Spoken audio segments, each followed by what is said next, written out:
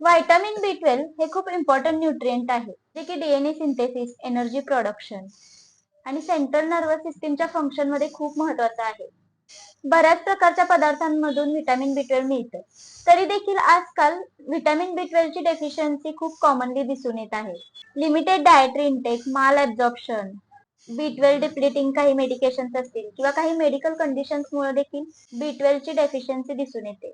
त्याचबरोबर old age मध्ये B12 चं ऍब्झॉर्प्शन नीट होत नसल्यामुळे देखील व्हिटॅमिन B12 ची डेफिशियन्सी दिसून येते. त्याचबरोबर प्रेग्नन्सीमध्ये लहान मुलं किंवा मध्ये देखील व्हिटॅमिन B12 ची डेफिशियन्सी दिसून येते. तर आजच्या या व्हिडिओमध्ये व्हिटॅमिन B12 डेफिशियन्सीचे साइन्स आणि सिम्पटम्स आणि त्यावर डाएट कसा असला पाहिजे हे डिस्कस करणार आहे. त्यामुळे हा व्हिडिओ शेवटपर्यंत नक्की बघा. आता पहिला आहे फटीग. म्हणजे B12 डेफिशियन्सी मध्ये थकवा, डोकं जड झाल्यासारखं वाटणं किंवा निरुत्साहीपणा ही लक्षणं दिसून यायला लागतात. आपल्या बॉडीमध्ये ज्या सेल्स आहेत त्याचं फंक्शन नीट होण्यासाठी B12 ची गरज असते. आणि जेव्हा B12 ची कमतरता असते त्यावेळी मेगॅलोब्लास्टिक ॲनिमिया होऊ शकतो. म्हणजे यामध्ये ज्या RBCs आहेत म्हणजे लाल पेशी ज्या आहेत त्याचं प्रमाण ॲबनॉर्मली वाढायला लागतं.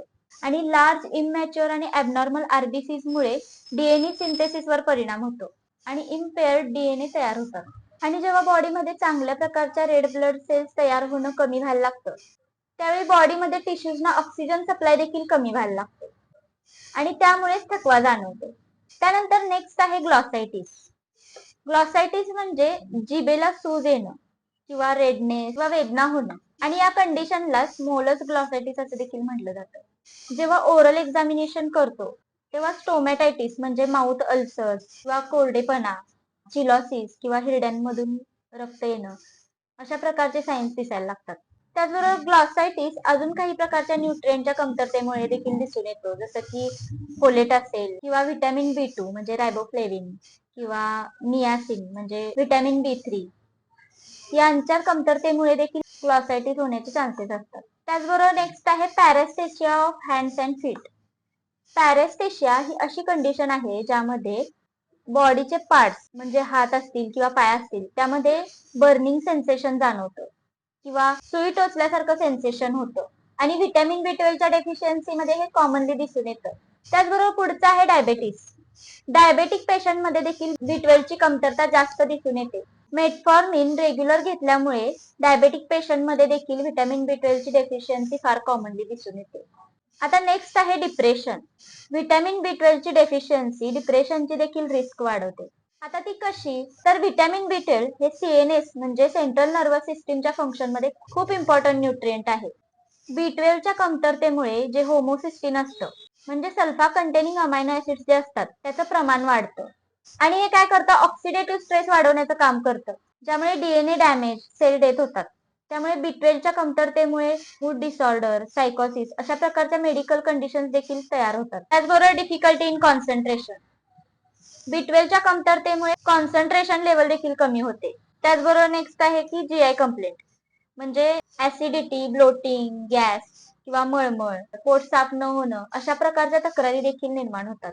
त्यानंतर हेडेक. B12 डेफिशियन्सी असेल तर डोकेदुखी हा देखील कॉमन सिम्पटम असू शकतो आणि काही रिसर्चेस देखील सांगतात की ज्यांच्यामध्ये व्हिटॅमिन B12 हे नॉर्मल असतं त्यांच्यामध्ये मायग्रेनचा त्रास होण्याचे चान्सेस देखील कमीत कमी असतात.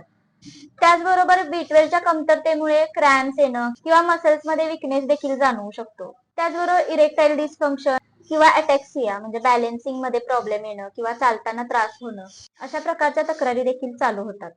आता लक्षणं तरी आपण जाणून घेतलीच आहेत, तर यामध्ये डाएट कसा असावा हे आपण बघूया. बऱ्याच प्रकारच्या पदार्थांमध्ये व्हिटॅमिन B12 असतं. अंडी, मासे, दूध, दुधापासून बनवलेले पदार्थ यामध्ये व्हिटॅमिन B12 हे असतंच. पण आता जे लोक व्हेजिटेरियन आहेत तर त्यामध्ये दूध हे जास्त फायदेशीर ठरतं. रोज 1 ग्लास जर दूध घेतलं तर 75 ते 80% डेली जी व्हिटॅमिन B12 ची रिक्वायरमेंट आहे ती पूर्ण होऊ शकते. त्याचबरोबर पालक किंवा गाजर. पालक तुम्ही सॅलड किंवा भाजी म्हणून देखील वापरू शकता.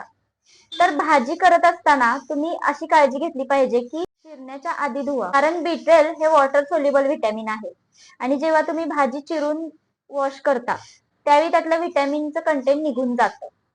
त्याचबरोबर स्प्राउट्स म्हणजे वेगवेगळ्या प्रकारच्या ज्या डाळी आहेत त्या शक्यतो मोड आणून जर तुम्ही तुमच्या डाएटमध्ये वापरला तरी देखील फार फायदेशीर ठरू शकतं. आणि नॉन व्हेजिटेरियन लोकांमध्ये अंडी, मासे हे देखील व्हिटॅमिन B12 चे चांगले सोर्सेस आहेत. पण अंड घेत असताना एका वेळी पूर्ण अंड खाणं गरजेचं आहे, कारण जो एग यॉक आहे त्यामधून जास्त प्रमाणात B12 मिळतं. आणि एका अंड्यामध्ये 0.6 मायक्रोग्रॅम व्हिटॅमिन B12 असतं. एका अंड्यामधून 25% व्हिटॅमिन B12 ची डेली रिक्वायरमेंट पूर्ण होऊ शकते. जर तुम्ही दिवसाला 4 ते 5 अंडी घेत असाल तर तुमची B12 ची डेली रिक्वायरमेंट पूर्ण होऊ शकते. त्याचबरोबर दूध किंवा दुधापासून बनवलेले पदार्थ, पनीर, चीज, दही, ताक हे देखील B12 चे चांगले सोर्सेस आहेत.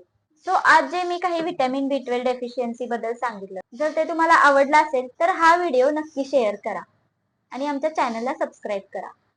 थँक्यू.